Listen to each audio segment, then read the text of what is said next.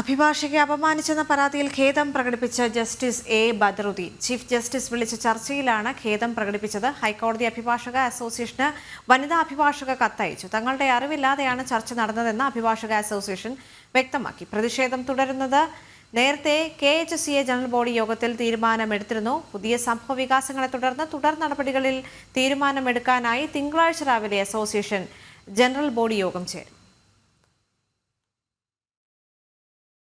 വെഞ്ഞാറമൂട് കൂട്ടക്കൊലപാതക കേസിലെ പ്രതി അഫാന്റെ കസ്റ്റഡി കാലാവധി അവസാനിച്ചു. പ്രതിയെ മജിസ്ട്രേറ്റിന് മുന്നിൽ ഹാജരാക്കി 3 ദിവസത്തെ കസ്റ്റഡി കാലയളവിൽ സൽമ ബീവിയുടെ കൊലപാതകവുമായി ബന്ധപ്പെട്ട കേസിലെ ചോദ്യം ചെയ്യലും തെളിവെടുപ്പും പൂർത്തിയാക്കി. മറ്റ് 4 പേരുടെ കൊലപാതകവുമായി ബന്ധപ്പെട്ട കേസിൽ വെഞ്ഞാറമൂട് പോലീസ് തിങ്കളാഴ്ച കസ്റ്റഡി അപേക്ഷ നൽകും.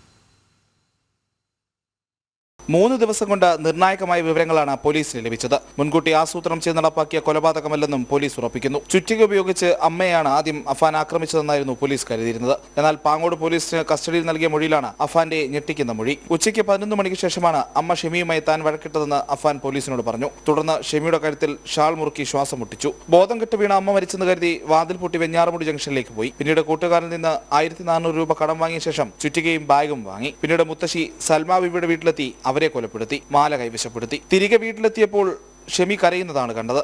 ഉടൻ ചുറ്റികയെടുത്ത് അമ്മയുടെ തലക്കടിക്കുകയായിരുന്നുവെന്നാണ് അഫാന്റെ മൊഴി. മുത്തശ്ശിയെ കൊന്ന കേസിൽ തെളിവെടുപ്പ് പൂർത്തിയാക്കി. ഇന്ന് രാവിലെ ചുറ്റിക വാങ്ങിയ കടയിലായിരുന്നു ആദ്യ തെളിവെടുപ്പ്. കടയുടമയും ജീവനക്കാരും പ്രതിയെ തിരിച്ചറിഞ്ഞു. ഇതിനുശേഷം മാല പണയം വെച്ച സ്വകാര്യ സ്ഥാപനത്തിലും എത്തിച്ചു. അഫാൻ തന്നെയാണ് ഇവിടെയും വന്നതെന്ന് ജീവനക്കാർ പോലീസിനോട് പറഞ്ഞു. പണമയച്ച ദേശസാൽകൃത ബാങ്കിന്റെ CDM കേന്ദ്രത്തിലും പ്രതിയുമായി പോലീസ് തെളിവെടുപ്പ് നടത്തി. കസ്റ്റഡി കാലാവധി കഴിഞ്ഞതോടെ അഫാനെ കോടതിയിൽ ഹാജരാക്കി. മറ്റ് കേസുകളിൽ കസ്റ്റഡി ആവശ്യപ്പെട്ട് വെഞ്ഞാറമൂട് പോലീസ് തിങ്കളാഴ്ച കോടതിയിൽ അപേക്ഷ നൽകും. ജനം, തിരുവനന്തപുരം.